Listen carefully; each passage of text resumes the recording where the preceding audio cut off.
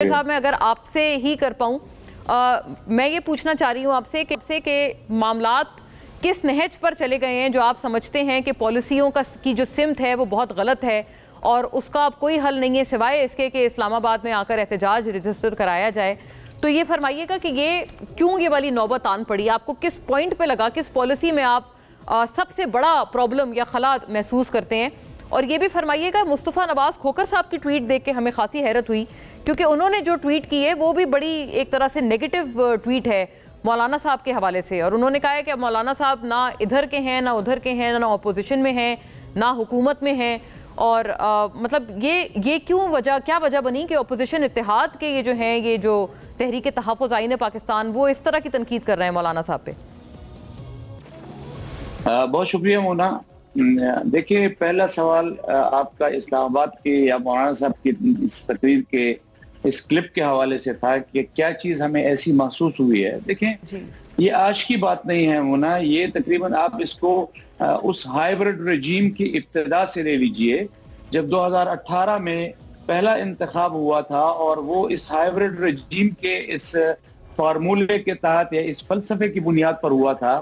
तो उस वक्त भी वाहिद जमीयत उलमा इस्लाम थी कि जिन्होंने अगर मगर से हट कर ये कहा था कि अगर पाकिस्तान के अवाम को उनका मैंडेट जो है वो इस तरह उनका चुराया जाएगा कि हमारी रजीम जो है वो जिसको एक नाम दे दिया गया हाइब्रिड रजीम का, कि इस अंदाज में लोगों के इंतखाब के हक पर डाका डालते हुए मुंतखब किया जाएगा तो हम इसको कबूल नहीं करेंगे।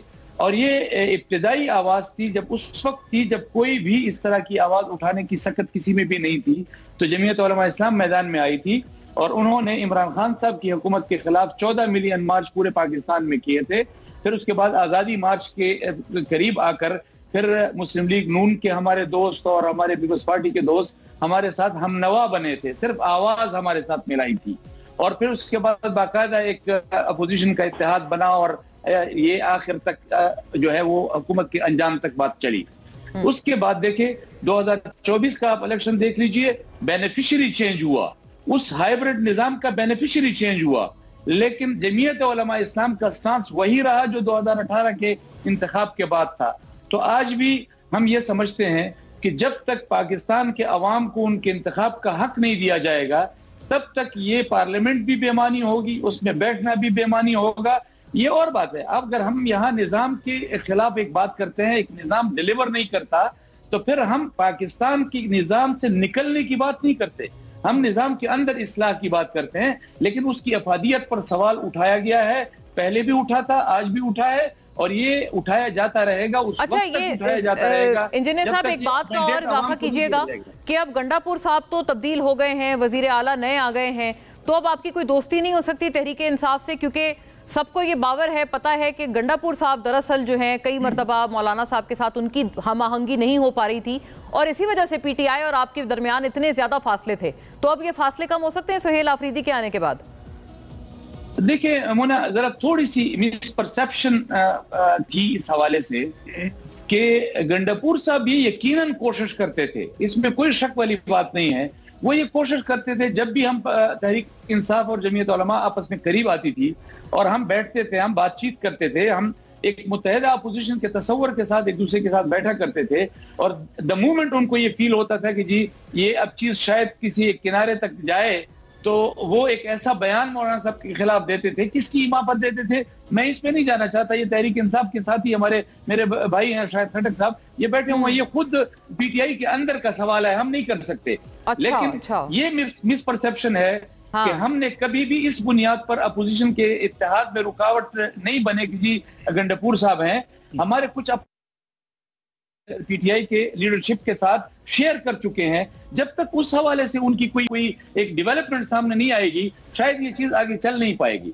अच्छा, आपने कहा आप शेयर कर चुके हैं, शाहिद खटक साहब से पूछते हैं कि वो कितना इसके बारे में बता पाएंगे। लेकिन ज़िया साहब, आखिरी आपसे अर्ज ये है कि मुस्तफ़ा खोखर साहब, ऐसा लग रहा है कि आपकी सोलो फ्लाइट हो जाएगी, ये वाला जो आपका मार्च है वो आपके बारे में बड़ी सख्त तनकीद कर रहे हैं। मतलब हुकूमत ने भी मैंने इतनी सख्त तनकीद नहीं देखी जितने के अपोजिशन के रहनुमा अब आपके ऊपर तनकीद फरमा रहे हैं।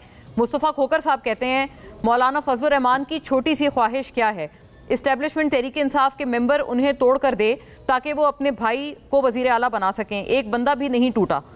26ویں ترمیم ہو یا مشرف کا LFO یا ہر موقع پر مولانا حلوہ کھانے کے لیے فوراً تیار ہو جاتے ہیں بشرطے میٹھے کا تناسب ٹھیک ہو. مطلب بہت سخت تنقید ہے یہ. مونا آپ نے چونکہ ان کا ٹویٹ سامنے رکھا ہے, میں نے اس ٹویٹ کا جواب ان کو کوٹ ٹویٹ کر کے دیا ہوا ہے, لیکن میں اس کو سامنے رکھوں گا یہ چونکہ اس میں کئی باتیں ہوئی ہیں تو میں آپ سے 1 منٹ ضرور چاہوں گا اس کلیریفیکیشن کے لیے. مصطفیٰ نواز کھوکھر صاحب ہمارے بھائی ہیں, میرے بھائی ہیں, میرے ساتھ ان کا احترام کا رشتہ ہے, ہمارے سب کے ساتھ احترام کا رشتہ ہے. لیکن دیکھیں انہوں نے ایک بات کی, انہوں نے کہا جی کہ LFO کے حوالے سے انہوں نے بات کی صوبہ خیبر پختونخوا میں وزیر اعلیٰ کے حوالے سے. میں پہلی بات وزیر اعلیٰ شپ کے حوالے سے بات کروں. میرے بھائی اختیار ولی صاحب یہاں موجود ہیں. اگر جمعیت علماء اسلام ہم اس میں سنجیدہ ہوتے کہ ہم نے وزارت علیہ لینی ہے تو سب سے پہلے تو ہمارا یہ ہونا چاہیے تھا کہ ہم مسلم لیگ اور پیپلز پارٹی اور جمعیت علماء کا ایک کینڈیڈیٹ ہونا چاہیے تھا. پھر یہ میرے بھائی شاید کھٹک صاحب بیٹھے ہوئے ہیں, پھر یہ کسی اپنے ایک MPA کو سامنے لے آئے کہ جو یہ کہہ سکے کہ جمعیت علماء اسلام نے ان کی کسی MPA سے رابطہ تک کیا ہے, جب ہم صرف اپنے ووٹ کے لینے کی بات کر رہے ہیں. ہم نے نہ PTI کی کسی MPA سے رابطہ کیا, ہم نے نہ اپوزیشن کے کوئی ایک کینڈیڈیٹ تک کی بات کی ہے, تو وزارت علیہ تو بہت دور کی بات ہے. تو مصطفیٰ نواز کھوکھر صاحب کو شاید اس حوالے سے غلط فہمی ہوئی. جہاں تک انہوں نے LFO کی بات کی, جہاں تک انہوں نے 26ویں ترمیم کی بات کی, تو دیکھیں LFO کی مشرف کے زمانے میں بھی ہو, یہ بہت سارے آفریں ہمارے سامنے موجود تھیں. ابھی 26ویں ترمیم میں بھی بہت ساری آفرز ہمارے سامنے موجود تھیں, لیکن ہم نے تو صرف PTI کے دوستوں کے گلے بچائے ہیں. اور اس کا اعتراف جو ہے وہ علی ظفر صاحب نے سینٹ میں کیا ہے, آن ریکارڈ کیا ہے, 26ویں ترمیم کے بعد کیا ہے.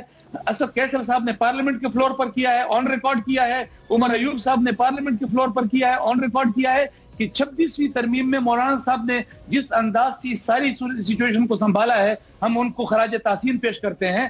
تو مصطفیٰ نواز کھوکھر صاحب کو میں صرف اتنا کہنا چاہتا ہوں کہ یہ سیاست ہے. یہاں سیاست میں اپنے آپ کو اور اپنی سیاست کو بچانے کے لیے وہ کوشش کرنی پڑتی ہے, نہیں تو پھر اسلام آباد اور اس کے گرد و نواح کی زمینوں کی طرح آپ کی سیاست پر کوئی بھی قبضہ کر سکتا ہے. بڑا